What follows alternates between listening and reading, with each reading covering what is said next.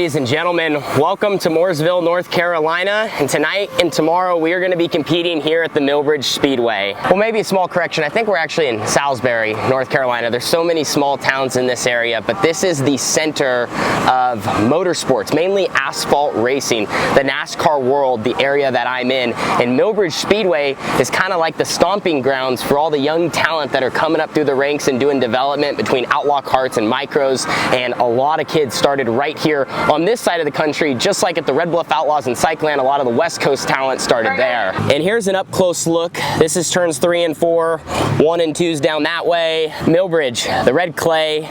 This place is simply nuts. Like for an Outlaw Kart, it's very similar to almost like an Eldora. You're either running the bottom pretty hard, it doesn't slow down as much like Eldora. When it slicks off, I feel like you're still on and off the throttle, where an Outlaw Kart around here, you're wide open all night or close to. When you're running the wall, I mean, you basically got to have your right rear on the fence. This will develop a cushion throughout the night. I wouldn't say it's the most forgiving cushion, but it's a little bit more powdery, and your right rear can cut right into it, get right against the fence, and you basically just build momentum lap after lap and get faster. Of course, once you start racing, things might slow down some. Cars are around each other, and the race pace, not as quick as the qualifying pace. But yesterday when we practiced, we were in the 9-second bracket around this racetrack, which it's not necessarily a small kart track, but ready to get after it. This is the Outlaw Kart Open. They had a big Outlaw Kart race many years ago, kind of, tapered off, and then now Outlaw Karts are kind of coming back in this area, which is great to see. That's why I wanted to come back here to support it and race with Jimmy Elledge with QRC Karts. So we're going to be getting after it tonight. We're going to qualify. Well, we'll get a hot lap session, qualify, and then we'll run a heat race and then have some sort of dash. And then tomorrow is the 40-lap $4,040 to win feature. Our goal is to take home that prize money, bring it back to the West Coast, and just super happy to be here and ready to get on track and get things underway in just a little bit.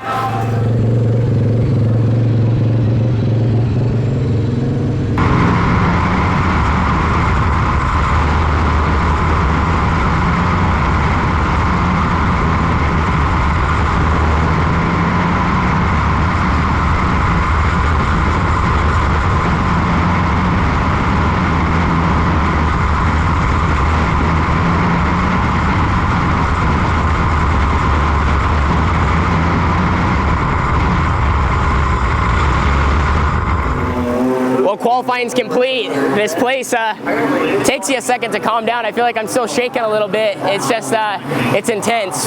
We were in the first group of 3. I don't know how many total cars we have. Somewhere between 30 and 40, maybe a few more. 18T felt good. Unfortunate I wasn't able to, I don't think I maxed out both my laps would be the best way to put it. By no means a slow time.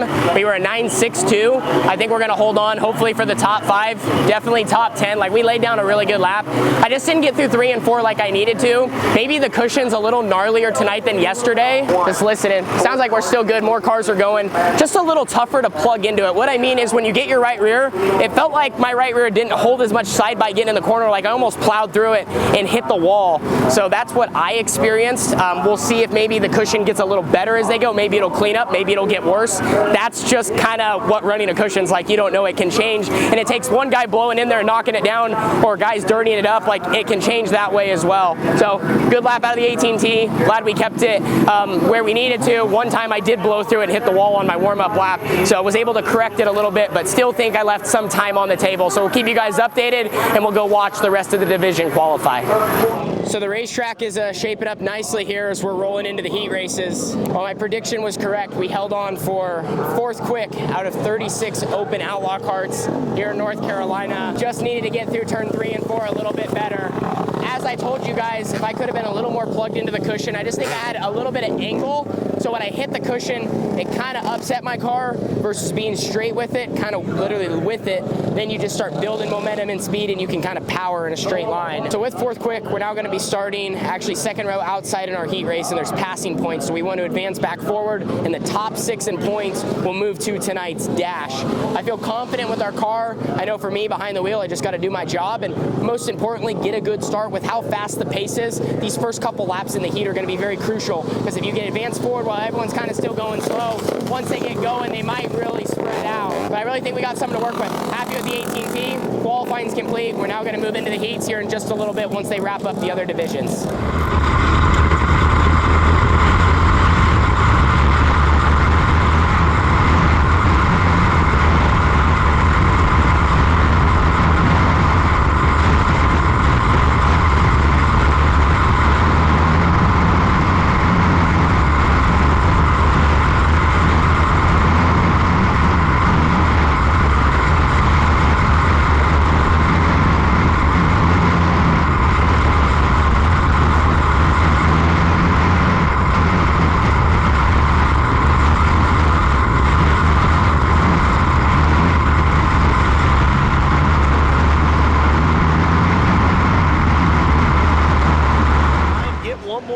spot in the points race. Green flag in the air. Great restart for Holmes. Can he clear Kennedy down into turn number 1? He does. Kennedy running the top side, trying to reel him back in. Maybe a slider down to 3 and 4. Not going to happen. Tanner Holmes up a second white flag, and here he goes down to the inside. Tanner Holmes tries to bomb into turn number 4. Turn number 3 now high and then low. Holmes to the low side. Oh, Schmitz gets him by about a wheel width.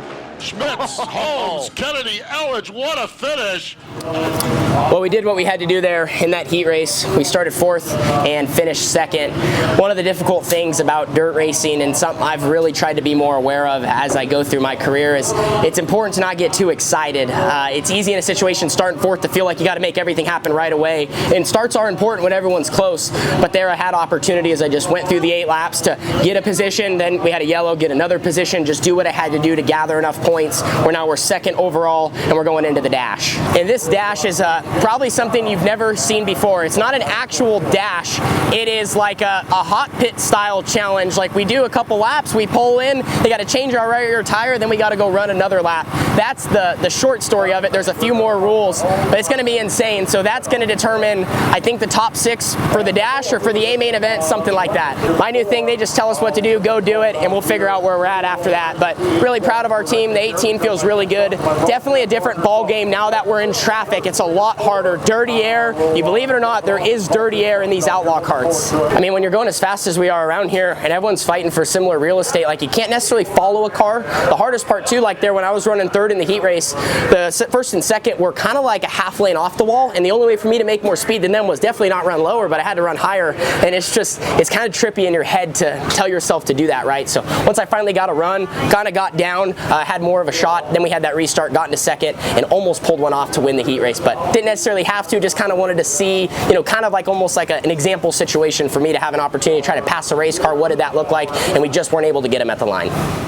So here's a look at the setup they've created. You can see the entrance to pit road here on the infield of 3 and 4, and then into the pit box on the front straightaway. We got to make our laps, then we got to change that tire, then we got to go make another lap, and that will be our time to set up the top 6 starters. Next car to roll out on the racetrack is going to be the Durst Jet Performance Lab Factory QRC AT&T out of Jacksonville, Oregon. It's going to be Tanner Holmes. Tanner Holmes, next car here in the opens for the Hardcore Performance Gear Pit Stop Challenge. Green flag in the air for the regular 410 sprint driver. Come back straight away through turns number 3 and 4. Lap number 1 for Tanner Holmes is going to be a 9.696. 9.696. He drives it into the infield faster than about anyone all evening. Tanner Holmes brings it right in, stops right on the mark. He revs the engine up as they work around the right side of that automobile now. Right side tire slowly working their way off the right side, and they're having a little problem getting that right rear off. Having a little problem getting the right rear off that tire. And boy, I'll tell you what, that's not going to work out. When we saw what Caden Quapple did, that right rear tire will not come off that kart. Right rear tire not able to come off. And unfortunately, it looks like they're going to tighten it back up and put it back on. They're not able to get that right rear tire off from that kart.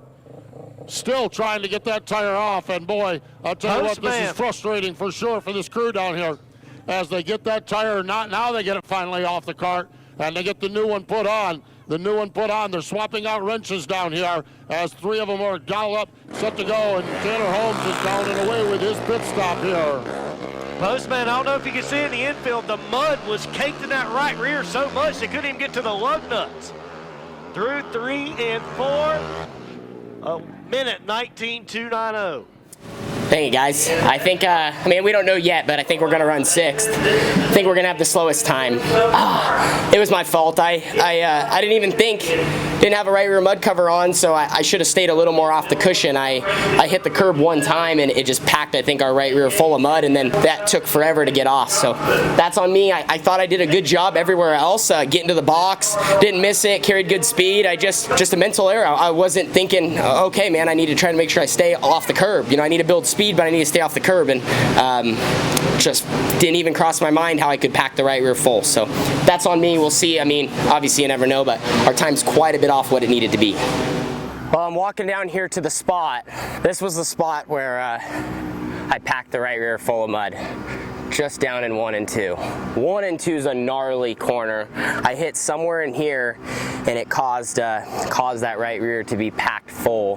What's unfortunate, okay, so like in you know, it's obviously funny and thing and whatnot, and the hot pit thing, it's cool, but it does matter because that lines up us in the top 6. Now there's nothing we can do about it now. You pull a tear off, move on to tomorrow. How can we win the race from the 3rd row? But when you're looking, trying to get the most track position, it's like, man, we literally did every single thing right. Ran good laps, you know, made good speed down into the pit, didn't slide through it. Like, as a driver, that's all you can do. But like I told Jimmy, I didn't even think, like, man, those 2/10 that maybe I gained running a ripper lap cost us 30 seconds changing the right rear. So definitely, if we ever do something like this again, that is noted. But like I said, it was just something like that didn't even cross my mind. I was thinking, playing every situation through, like how to do this. Here's, you know, turn here, make your laps, you know, how to get speed, how to keep it straight, how to get in the box, and not once was like, hey, maybe stay off the cushion because that's going to basically ruin everything. The good news, we're really fast. You know, we have a legit shot to win tomorrow. Our car's right where we want it. We've been tuning things up. We can get around the cushion good. Now we're just gonna have to do it from 5th and in dirty air a little bit, but 40 laps is a really long race, and the good news for me, I have the experience of running these longer races and kind of how to approach them, so you have to be there at the end to have a shot at winning. It's a lot different winning a race that's 20 or 25 laps than something that's basically 2 features. So yeah, I won't lie, like I said, I know we're all joking about it. It's fun, outlaw kart racing, but I take everything I do seriously, so I was frustrated with myself and still am a little bit. Like I said, here in a second we'll pull a tear off. I'll get done with it, but just man, like, you know, like you're thinking, like, why didn't I think of that? But at the end of the day, our car's really fast. We got good speed. We can win this race from row 3. It's going to be a challenge, but Millbridge is a challenge in general. This is just one of the most difficult racetracks for a lot of different reasons than most. Like I said, most of it is because of how difficult it is to run the wall. You know, anyone can run a race car really hard. Anyone can just hold it wide open, hope for the best.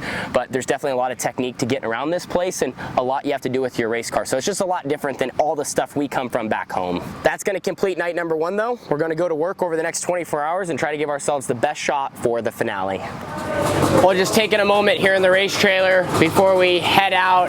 It's about showtime here at Millbridge. We have 40 laps and over $4,000 on the line, ready to get the 18T going. In the meantime, between yesterday, we worked on our engine package. We actually spent some time at the dyno working on our race car, just trying to be the best that we can to go run this race and take on the challenge of coming from 5th. Wish us luck. We have driver intros up first. Millbridge, it's the same as yesterday. The key word is momentum. This race can be all about momentum, keeping your head on, running a smart race, and being there at the end of 40 laps to have a chance to be in victory lane. Now, with us starting 5th, of course, we want to make quick work, try to work towards that top 3, top 2.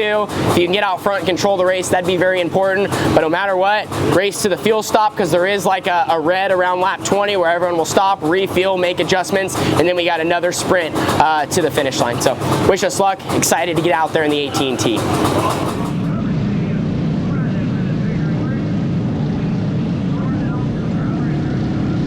So before we even got the green, our bad luck had appeared. We went to fire off the 18T, and this thing was just not starting. They pushed me for an entire lap, went to the hot pit. My team, of course, immediately ran over, just kind of checking all the wires. I figured it was some sort of wiring issue, and they just kind of moved some stuff around, was trying to see what they could find, and then randomly, as they pushed the button, it did start up, and of course, with us having to go to the hot pit before the green, we then had to go to the back of the field. At this point, your mindset totally changes. You go from how can you win this race from 5th to how can we win this race from 20th, and how can we get to the front as fast as possible because we need to get away from all these cars. And you're going to see exactly why I say that here on lap number 1 and lap number 2.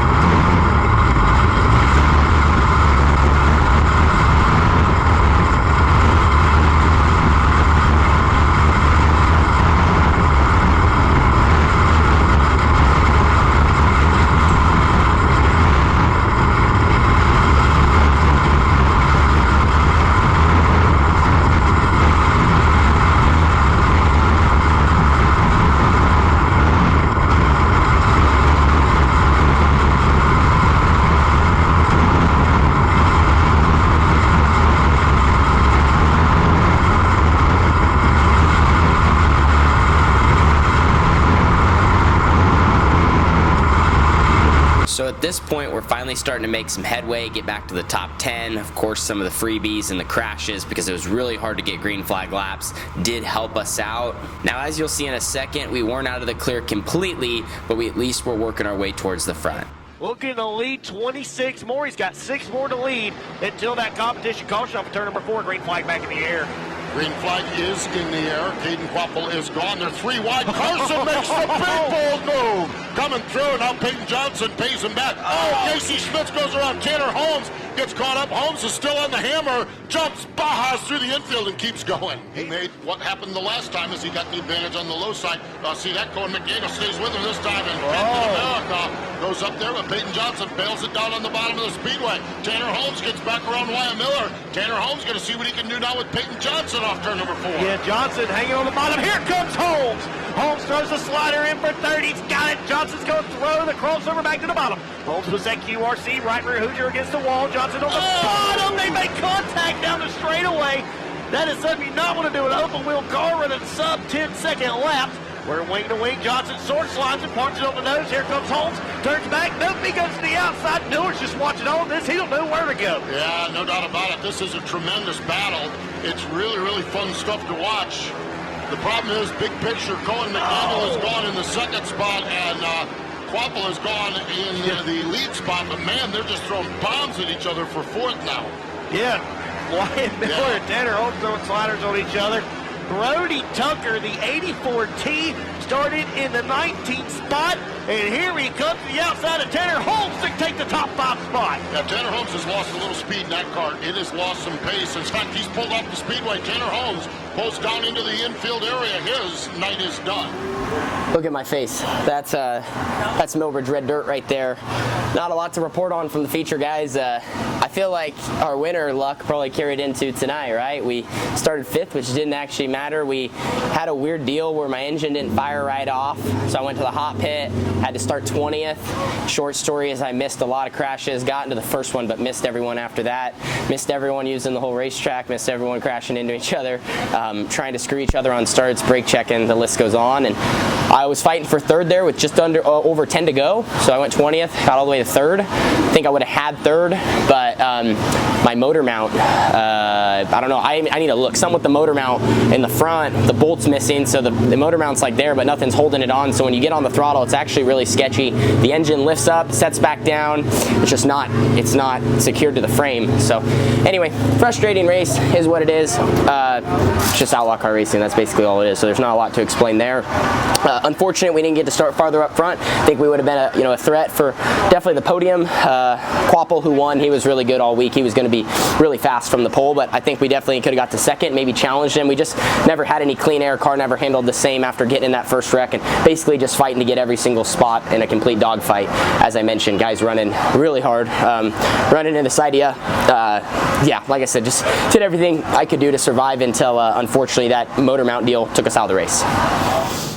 Well, here's a look at the racing surface after all 40 laps. Of course, we're walking out of here with not the result that we were hoping for, but man, the fight in our team and in our run through the field was, I feel like it was everything you would hope for, right? I don't know if I would change a whole lot. Having to start 20th there after what I think was a connection issue. We didn't even get a chance to talk about it because we were talking about the motor mount, but whatever reason, my engine would not fire, so I had to come into the hot pit, then drove 20th all the way back up to 3rd. And here's a look at the wall. I mean, the cushion was just gnarly. And I said it a little bit throughout the week, but I'm not joking. The dirty air is just crazy here once you're behind cars. I was definitely snug and tight on corner entry. My car just gets to the right front, and it's kind of hard to power around and get my car just to be stuck. I almost feel so stuck, it won't turn, and then finally kind of breaks free, and then you lose just a lot of momentum.